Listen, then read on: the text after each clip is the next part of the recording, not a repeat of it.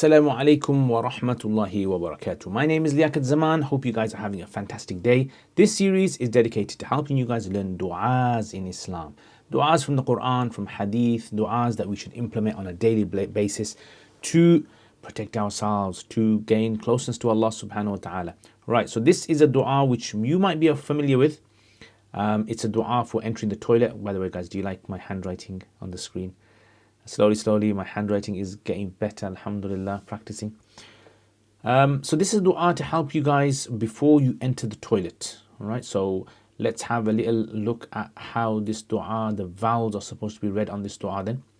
So, as you can see, Allahumma inni a'udhu bika minal khubuthi wal khaba'ith. And the meaning of this dua is, Oh Allah, Allahumma, inni, indeed I. Allahumma, oh Allah, indeed I. A'udhu, seek refuge. Bika, with you. From al-khubuthi, the filthy male jinn. And al-khaba'ith, the filthy female jinn. Now this is the meaning of dua. If you guys are interested in knowing benefits of this dua, fast forward it now. If you guys want to go through the grammatical breakdown of this dua, the i'rab and tarkib, please continue watching. So first of all, Allahumma, as you guys know, this is nida, munada, ya Allah. Right, so it's munada with harf nida. So munada. Inni is harf mushabbaha bil fi'l. Okay, so we call harf mushabbaha bil fi'l. And harf mushabbaha bil fi'l, as you guys know, requires an ism and a khabar. So the ism is actually incorporated into this word, which is ana, I. A'udhu is fi'l mudari wahid mutakallim, and the file is inside of it. And bika is jar, and ka is majroor. So jar, majroor, both of these are muta'alliq, are connected. Now, whenever you have a harf jar, most cases it has to be muta'alliq to a fi'l or a masdar or ism mushtaq or something of that nature. So here it's muta'alliq to a'udhu. Min is jar, and then khubuth and khaba'ith, this is actually ma'tuf alayhi, and then the waw is ataf, and khaba'ith is ma'tuf. Okay, so ma'tuf, ataf, plus the ma'tuf alayhi put together becomes the majroor of min. Right, so majroor, let's write that down then. Majroor. Jar and majroor put together is muta'alliq to, again, a'udhu. And in fact, if we put all of this together, right, so all of this is now going to become the jumla fi'liya khabariya. And in fact, if we zoom it out here, let's just put over here, all right, that's better. And let's write down over here, this is actually the khabar of inni, harf mushabbaha bil fi'l. So khabar plus the ism put together has become jumla ismiya khabariya. Jumla ismiya khabariya. And there you have it. That is the dua. And you've learned something new today if you didn't know this before. Alhamdulillah.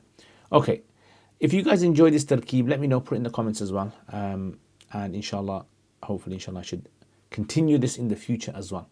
So Allahumma inni a'udhu bika min khubuthi wal khabath. These are the two things that the dua is focusing on.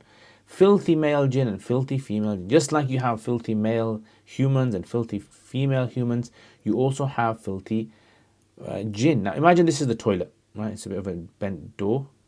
But imagine this is the toilet. So toilets are usually places where there is filth. Now, alhamdulillah, maybe your toilet's a very clean toilet, which is good, should be clean. So you say this dua before entering into the toilet. Some of the scholars allow a person to say if the toilet is very clean, there's no filth inside the toilet, you can say it inside, so long as you say it before you actually remove your clothing. So you enter the toilet, you say this. Now why do you say this for? Because the Prophet ﷺ mentioned that toilets are places. In the past, people used to go toilet outdoors. These are places where filth used to reside. Just like you have filthy things in places, dirty places, you also have jinn, filthy jinn which are not so good jinn that enjoy harming others, just like germs and just like insects and just like, you know, these animals that are harmful creatures. Jinn are actually made from smokeless fire. The Quran tells us that the jinn are made from nar samum, and these cannot be seen. Humans, innahum, they see you min haythu la tarawnahum. from a place where you cannot actually see them. So this is why we seek Allah's protection from the jinn, just like we seek Allah's protection from shaitan, iblis. Now, the toilets themselves are places where, like we said, you're supposed to just go there, do your business over there, which is, urinate or defecate, and that's it, and then you get out. You don't spend time, too much time in the toilet. Unfortunately, what can happen is a person might have to spend some more time, maybe because they've got a bad stomach. And so protection is ever more needed, because the jinn actually have an effect on a person's mind. They can put waswasa, whispers in a person's mind, and that person gets caught up in all these thoughts about whether they're clean or not. And I've seen people that can spiral out of control when they get these bad thoughts. Right? So it's very important for a person to protect themselves from these shaitan, demonic thoughts, which can actually overtake their life and even harm them physically as well. So protection is extremely important, and that's why it's very important for a Muslim to be clean themselves as well. All right, so subhanallah, cleanliness is actually considered to be part of your faith. Right, it's actually tahur, it's shatrul iman. It's considered part. So these are the filthy jinn, and then there's obviously clean and good jinn out there.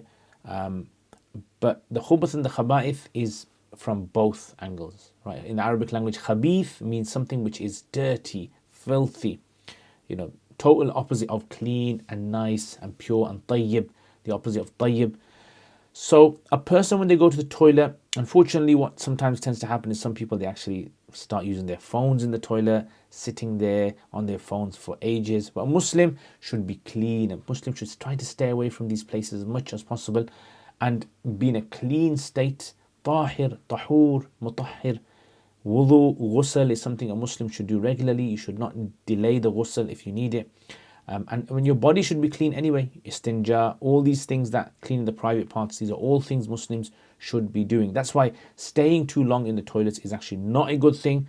And like I said earlier on, Muslims unfortunately can get into a habit of just sitting on the toilet, watching their phone, watching things. And subhanallah, you see the name of Allah maybe in your phone or anything else. And these are things that a person should try to avoid, because as Muslims, we are clean people and we love clean as well. Jazakumullah khair. I hope you guys benefit from this dua. Let me know in the comments any reflections, any thoughts that come to your mind as well. And if you regularly read this dua as well. Inshallah, I will do the dua when you leave the toilet as well soon, inshallah. So stay tuned. And thank you to all my patrons for supporting my channel. It means a lot. If you guys want to become patrons, if you want to support my channel and donate towards my channel, please consider it. It means a lot to me. Check out the details below or contact me. And I will see you guys next time. Assalamu alaikum wa rahmatullahi wa barakatuhu.